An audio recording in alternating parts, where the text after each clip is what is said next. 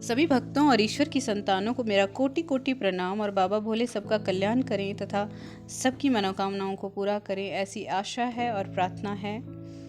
हम रुद्र संहिता के द्वितीय खंड का अध्ययन कर रहे थे, जिसमें हमने 15 तक के अध्यायों का अध्ययन किया था। 16 से लेके आज हम आगे बढ़ेंगे। आगे बढ़ने से पहले ओम नमः शिवाय, हर हर भोले। रुद्र देव का सती से विवाह। श्री विष्णु सहित अनेक देवी देवताओं और ऋषि मुनियों द्वारा की गई स्तुति सुनकर सृष्टिकर्ता शिव जी ने प्रसन्नता पूर्वक हम सबके आगमन का कारण पूछा। रुद्रदेव बोले, हे हरे, हे देवताओं और महर्षियों, मुझे अपने कैलाश पर आगमन के विषय में बताएं। आप लोग यहाँ किस लिए आए हैं और आपको कौन सा कार्य है, कृपया मुझे बताएं। मैंने महादेव जी के इस प्रकार पूछने पर भगवान विष्णु की आज्ञा से मैंने इस प्रकार निवेदन किया। मैं बोला, हे देवादिदेव महादेव करुणा सागर, हम सब यहाँ आपकी सहायता मांगने के लिए आए हैं। भगवान, हम 3 होते हुए भी एक हैं। सृष्टि के चक्र को नियमित तथा सुचारू रूप से चलाने के लिए हम एक दूसरे के सहयोगी की तरह कार्य करते हैं। हम एक दूसरे के सहायक हैं। हम तीनों के परस्पर सहयोग के फलस्वरूप ही जगत के सभी कार्य संपन्न होते हैं। महेश्वर, कुछ असुरों का वध आपके द्वारा, कुछ असुरों का वध मेरे द्वारा तथा कुछ असुरों का वध श्री हरि द्वारा निश्चित हो। हे प्रभु, कुछ असुर आपके वीर्य द्वारा उत्पन्न पुत्र के द्वारा नष्ट होंगे। हे भगवान, आप घोर असुरों का विनाश कर जगत को स्वस्थ एवं अभय प्रदान करते हैं। हे प्रभु, सृष्टि की रचना, पालन और संहार, ये तीनों ही हमारे कार्य हैं। यदि हम अपने कार्य सही तरह से नहीं करें तो हमारे अलग अलग शरीर धारण करने का कोई उद्देश्य ही नहीं रहेगा। हे देव, एक ही परमात्मा महेश्वर तीनों स्वरूपों में अभिव्यक्त हुए हैं। वास्तव में शिव स्वतंत्र हैं। वे लीला के उद्देश्य से सृष्टि का कार्य करते हैं। भगवान विष्णु उनके बाएं अंग से प्रकट हुए हैं। मैं ब्रह्मा उनके दाएं अंग से प्रकट हुआ हूँ। रुद्रदेव उनके हृदय से प्रकट हुए हैं, इसीलिए वे ही भगवान शिव का पूर्ण रूप हैं। उनकी आज्ञा के अनुसार मैं सृष्टि की रचना और विष्णु जी जगत का पालन करते हैं। हम अपना कार्य करते हुए विवाह का कर सपत्नीक हो गए हैं। अतः आप भी विश्व हित के लिए परम सुंदरी को पत्नी के रूप में ग्रहण करें। हे महेश्वर, पूर्व काल में आपने शिव रूप में हमें एक बात कही थी। आपने कहा था, मेरा एक अवतार तुम्हारे ललाट से होगा, जिसे रुद्र नाम से जाना जाएगा। तुम ब्रह्मा सृष्टिकर्ता होगे, भगवान विष्णु जगत का पालन करेंगे, मैं सगुण रुद्र रूप संहार करने वाला होऊंगा। एक स्त्री के साथ विवाह करके लोक के कार्यों की सिद्धि करूंगा। हे महादेव, अब अपनी कही बात को पूरा कीजिए। हे प्रभु, आपके बिना हम दोनों अपना कार्य करने में समर्थ नहीं हैं। अतः प्रभु, आप ऐसी स्त्री को अपनी पत्नी के रूप में धारण करें जो कि लोक हित के कार्य कर सके। भगवान, जिस प्रकार लक्ष्मी विष्णु की और सरस्वती मेरी सहधर्मिणी हैं, उसी प्रकार आप भी अपने जीवन साथी का स्वीकार कीजिए। मेरी ये बात सुनकर महादेव जी मुस्कुराने लगे और हमसे इस प्रकार बोले। उन्होंने कहा, हे ब्रह्मा, हे विष्णु, तुम मुझे सदा से अत्यंत प्रिय हो।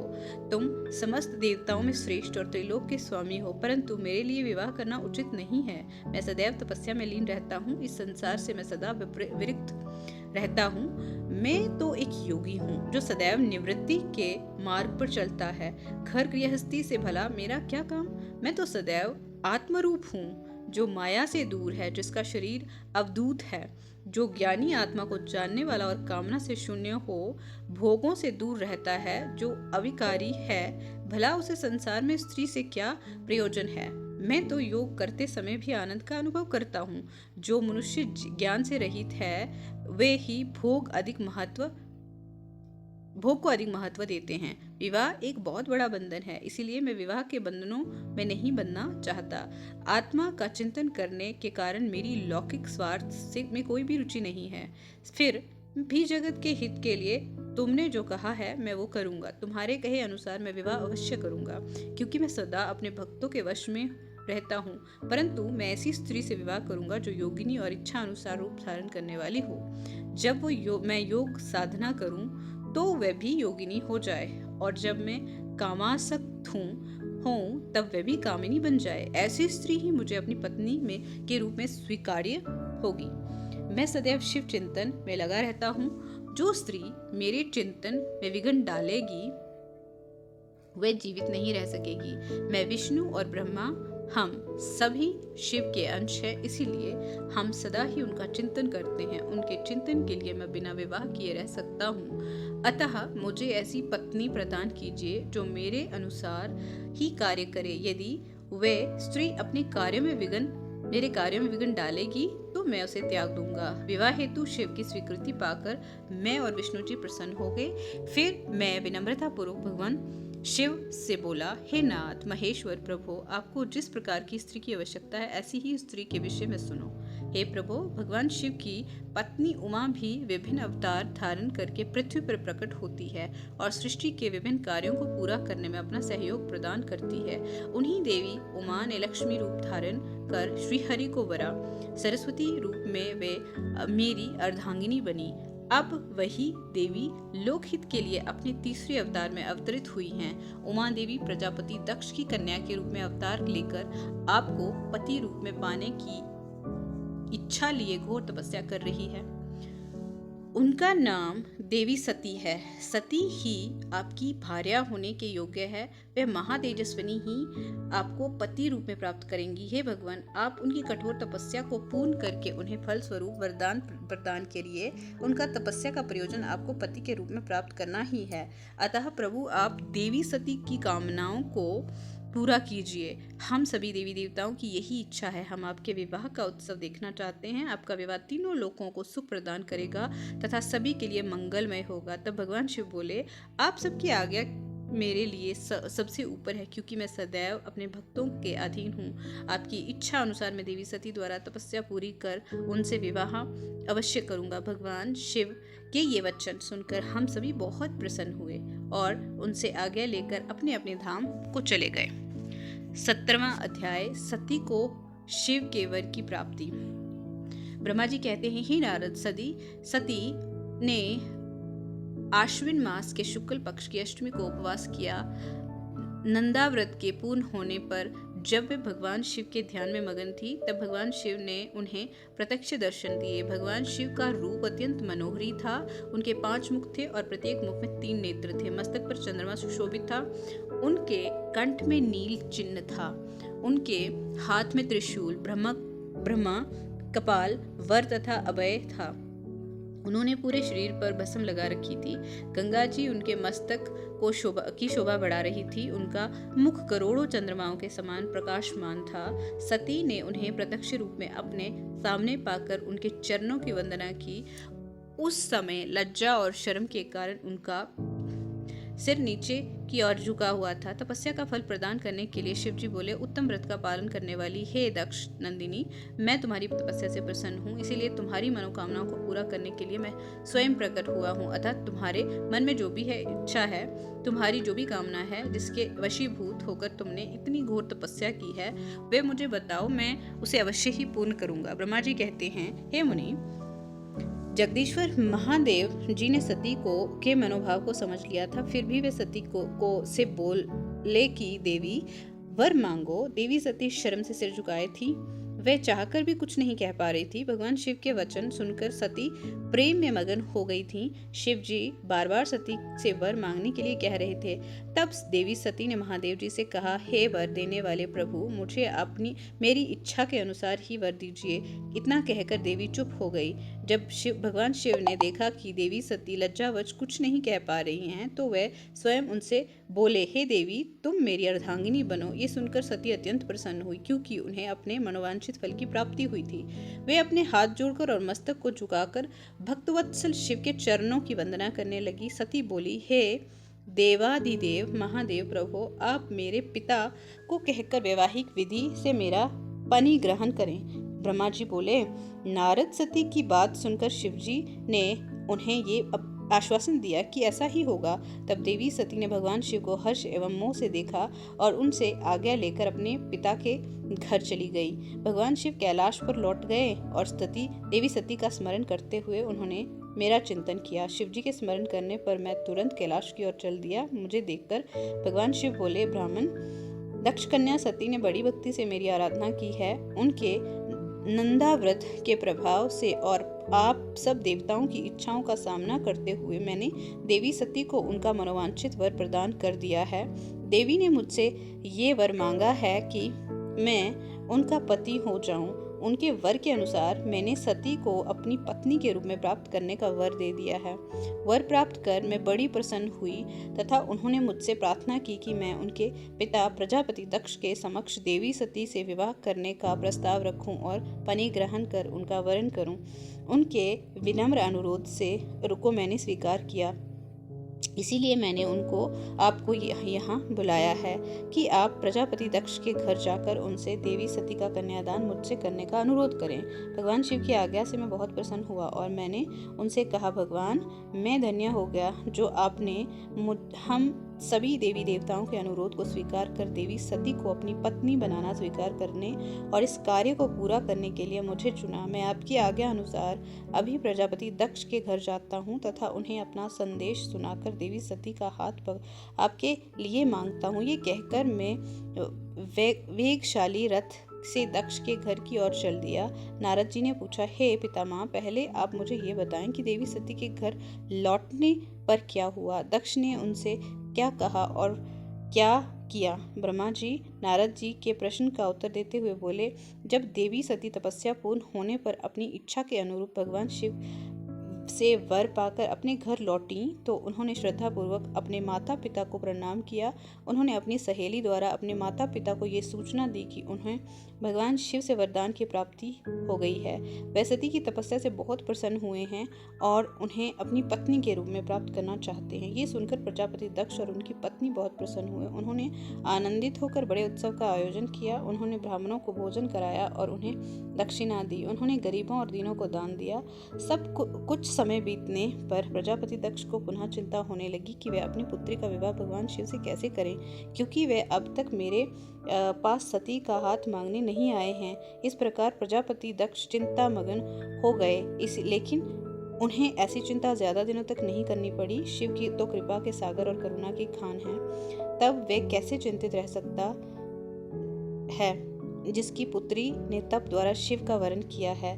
जब मैं सरस्वती सहित उनके घर उपस्थित हो गया तब मुझे देखकर उन्होंने मुझे प्रणाम किया और बैठने के लिए आसन दिया। तत्पश्चात दक्ष ने मेरे आने का कारण पूछा तो मैंने अपने आप का आने का प्रयोजन बताते हुए कहा, हे प्रजापति दक्ष, मैं भगवान शिव की आज्ञा से आपके घर आया हूँ। मैं देवी सती का हाथ महादेव जी के लिए मांगने आया हूँ। सती ने उत्तम आराधना करके भगवान शिव को प्रसन्न कर उन्हें अपने पति के रूप में प्राप्त करने का वर प्राप्त किया है। अतः तुम शीघ्र ही सती का परिग्रहण शिव जी के साथ कर दो। नारद, मेरी ये बातें सुनकर दक्ष बहुत प्रसन्न हुआ। उसने हर्षित मन से इस विवाह के लिए अपनी स्वीकृति दे दी। तब मैं प्रसन्न मन से कैलाश पर्वत पर चल दिया। वहां भगवान शिव मेरी उत्सुकता से प्रतीक्षा कर रहे थे। वहीं दूसरी ओर प्रजापति दक्ष उनकी पत्नी और पुत्री सती विवाह प्रस्ताव आने पर हर्ष से विभोर हो रहे थे। 18वां अध्याय, शिव और सती का विवाह। ब्रह्मा जी बोले, नारद, जब मैं कैलाश पर्वत पर भगवान शिव को प्रजापति दक्ष की स्वीकृति की सूचना देने पहुंचा तो वे उत्सुकता पूर्वक मेरी ही प्रतीक्षा कर रहे थे। तब मैंने महादेव जी से कहा, हे भगवान, दक्ष ने कहा है कि मैं अपनी पुत्री सती का विवाह भगवान शिव से करने को तैयार हैं, क्योंकि सती का जन्म महादेव जी के लिए हुआ है। ये विवाह होने पर उन्हें सबसे अधिक प्रसन्नता होगी। उनकी पुत्री सती ने महादेव जी को पति रूप में प्राप्त करने हेतु ही उनकी घोर तपस्या की है। उन्हें इस बात की बहुत भी खुशी है कि मैं स्वयं आपकी आज्ञा से उनकी पुत्री के लिए आपका अर्थात भगवान शिव का विवाह प्रस्ताव लेकर आया हूँ। उन्होंने कहा, हे पितामह, उनसे कहिए कि मैं शुभ लगन और मुहूर्त से अपनी बारात लेकर स्वयं आए। मैं अपनी पुत्री का कन्यादान सहर्ष महादेव जी को कर दूंगा। हे भगवान, दक्ष ने मुझसे ये बात कही है, इसीलिए आप शुभ मुहूर्त देखकर शीघ्र ही उनके घर चलें और देवी सती का वरण करें। हे नारद, मेरे ऐसे वचन सुनकर शिव जी ने कहा, हे संसार की सृष्टि करने वाले ब्रह्मा जी, मैं तुम्हारे और नारद जी के साथ ही प्रजापति दक्ष के घर चलूंगा। इसीलिए ब्रह्मा जी, आप नारद और अपने मानस पुत्रों का स्मरण कर उन्हें भी बुला लें, साथ में मेरे पार्षद भी दक्ष के घर चलेंगे। नारद, तब भगवान शिव की आज्ञा पाकर मैंने तुम्हारा और अपने अन्य मानस पुत्रों का स्मरण किया। उन तक मेरा संदेश पहुंचते ही वे तुरंत कैलाश पर्वत पर उपस्थित हो गए। उन्होंने हर्षित मन से महादेव जी को और मुझे प्रणाम किया। तत्पश्चात शिव जी ने भगवान श्री हरि विष्णु का स्मरण किया। भगवान विष्णु देवी लक्ष्मी के साथ अपने विमान गरुड़ पर बैठकर वहां आ गए। चैत्र मास के शुक्ल पक्ष की त्रयोदशी तिथि में रविवार को पूर्वा फाल्गुनी नक्षत्र में त्रिलोकीनाथ भगवान शिव की बारात धूमधाम से कैलाश पर्वत से निकली। उनकी बारात में मैं देवी सरस्वती, विष्णु जी, देवी लक्ष्मी, सभी देवी देवता, मुनि और शिवगण आनंद मगन होकर चल रहे थे। रास्ते में खूब उत्सव हो रहा था। भगवान शिव की इच्छा से बैल, बाघ, सांप, जटा और चंद्रकला उनके आभूषण बन गए। भगवान स्वयं नंदी पर सवार होकर प्रजापति दक्ष के घर पहुंचे। द्वार पर भगवान शिव की बारात देखकर सभी हर्ष से फूले नहीं समा रहे थे। प्रजापति दक्ष ने विधि पूर्वक भगवान शिव की पूजा अर्चना की। उन्होंने सभी देवी देवताओं का खूब आदर सत्कार किया तथा उन्हें घर के अंदर ले गए। दक्ष ने भगवान शिव को उत्तम आसन पर बैठाया और हम सभी देवी देवता और ऋषि मुनियों की और यथोयोग्य स्थान दिया। सभी का भक्ति पूर्वक पूजन किया। तत्पश्चात दक्ष ने मुझसे प्रार्थना की कि मैं ही वैवाहिक कार्य को संपन्न कराऊं। मैंने दक्ष की प्रार्थना को स्वीकार किया और वैवाहिक कार्य कराने लगा। शुभ लगन और शुभ मुहूर्त देखकर प्रजापति दक्ष ने अपनी पुत्री सती का हाथ भगवान शिव के हाथों में सौंप दिया और विधि विधान से पानी ग्रहण संस्कार संपन्न किया। उसी समय वहां बहुत बड़ा उत्सव हुआ और नाच गाना भी हुआ। सभी आनंद मगन थे। हम सभी देवी देवताओं ने भगवान शिव और देवी सती की बहुत स्तुति की और उन्हें भक्ति पूर्वक प्रणाम किया। भगवान शिव और सती का विवाह हो जाने पर उनके माता पिता बहुत प्रसन्न हुए और महादेव जी को अपनी कन्या का दान कर प्रजापति दक्ष कृतार्थ हो गए। महेश्वर का विवाह होने का पूरा संसार मंगल उत्सव मनाने लगा।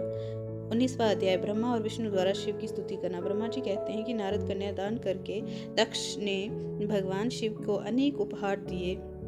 उन्होंने सभी ब्राह्मणों को भी दान दक्षिणा दी। तत्पश्चात भगवान विष्णु अपनी पत्नी लक्ष्मी जी सहित भगवान शिव के समक्ष हाथ जोड़कर खड़े हो उनकी आराधना करने लगे। वे बोले, हे दया सागर महादेव जी, आप संपूर्ण जगत के पिता हैं और देवी सती सबकी माता हैं। भगवान, आप दोनों ही अपने भक्तों की रक्षा करने के लिए, दुष्टों का नाश करने के लिए उनके अनेक अवतार धारण करते हैं। इस प्रकार उन्होंने शिव सती की बहुत स्तुति की। नारद में उनके पास आकर विधि के अनुसार फेरे कराने लगा। ब्राह्मणों की आज्ञा से मेरे सहयोग से सती और भगवान शिव ने विधि पूर्वक अग्नि के फेरे लिए। उस समय वहाँ बहुत अद्भुत उत्सव किया जा रहा था। वहाँ विभिन्न प्रकार के बाजे और शहनाइयाँ बज रही थी। स्त्रियाँ मंगल गीत गा रही थी और खुशी से सभी नृत्य कर रहे थे। तत्पश्चात भगवान विष्णु बोले, सदाशिव, आप संपूर्ण प्रकृति के रचयिता हैं। आपका संपूर्ण ज्योतिर्मय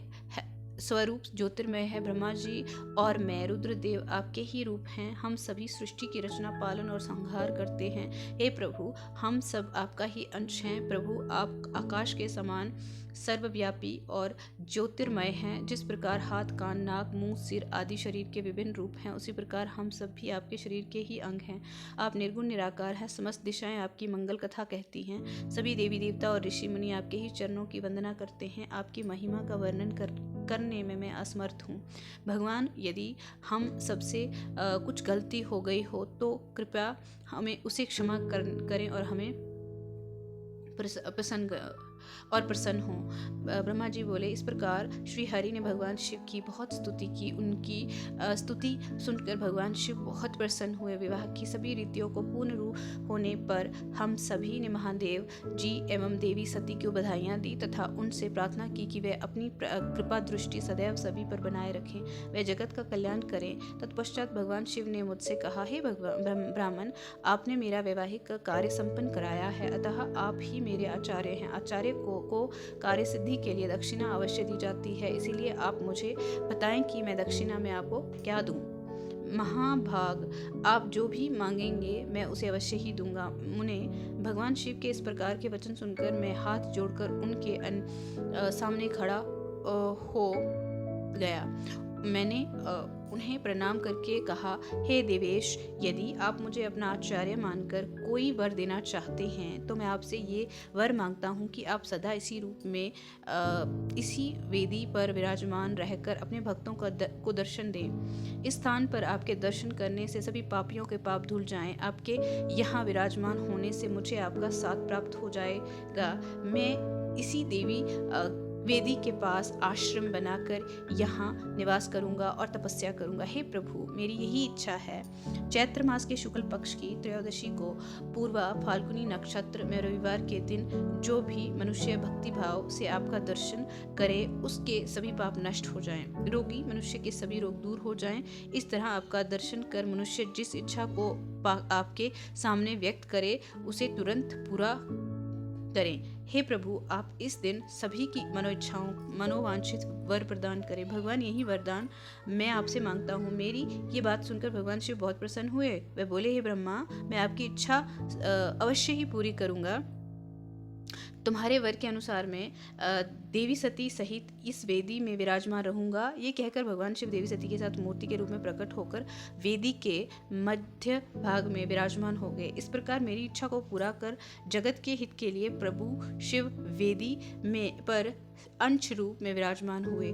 20वां अध्याय, शिव सती का विदा होकर कैलाश जाना। ब्रह्मा जी बोले, हे मुनीश महामुनि नारद, मुझे मेरा मनोवांछित वरदान देने के पश्चात भगवान शिव अपनी पत्नी देवी सती को साथ लेकर अपने निवास स्थान कैलाश पर्वत पर जाने के लिए तैयार हुए।